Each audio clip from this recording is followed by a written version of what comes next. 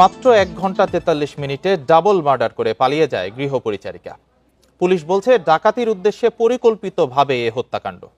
মোহাম্মদপুরে মা ও মেয়ে হত্যাকাণ্ডের ঘটনায় এসব তথ্য নিশ্চিত করেছে মোহাম্মদপুর থানা।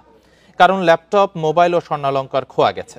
দারোয়ানের মাধ্যমে চাকরিতে আসা গৃহপরিচারিকাকে আসামি করে মামলা করেছে পরিবারটি। আয়শা ছদ্মনামে মোহাম্মদপুরের শাহজাহান রোডের এই বাড়িতে কাজ নেয় অভিযুক্ত গৃহপরিচারিকা। চাকরির সময় ভোটার আইডি কার্ড বা কোনো রকমের ঠিকানা রাখেনি পরিবারটি। এছাড়া বাড়ির সিকিউরিটি পোস্টেও রাখা হয়নি মোবাইল নম্বর। মেয়েটি পরিকল্পিতভাবে বোরখা পরে এসে স্কুল ড্রেস পরে বেরিয়ে যান। প্রাথমিক ঠিকানা মোহাম্মদপুরের বিহারি ক্যাম্প বলা হলেও তার সে ঠিকানা ছিল ভুয়া। তাকে পরিচয় করিয়ে দেওয়া দারোয়ানও চেনেন না ভালো করে। আমরা কিন্তু চিনি না এদেরকে। গেটে কাজের জন্য আসছে, আপনাদের দরকার, আপনারা দেখে শুনে নিয়েন, কাগজপত্র নিয়েন। পরে আজকে মহিলাটা 3 দিন লাতি নিয়ে গেছে, 4 দিন নিয়ে গেছে।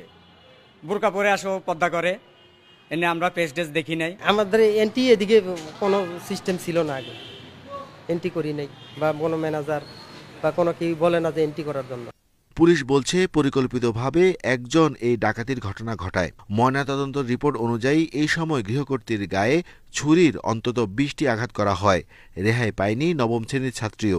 আসল নাম না ছদ্মনাম, এটা আমরা তদন্ত সাপেক্ষে বের করব। আমাদের 4টা টিম কাজ করতেছে, ইনশাল্লাহ খুব দ্রুত আমরা এটা উদ্ঘাটন করতে পারব।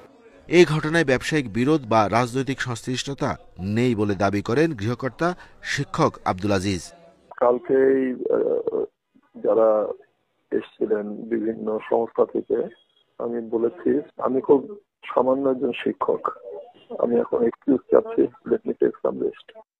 নিহত লায়লা আফরোজ ও তার মেয়ে নাফিসা নওয়াল বিনতে আজিজকে দাফন করা হয়েছে গ্রামের বাড়ি নাটোরে। Arafatur Rahman, independent news, Dhaka.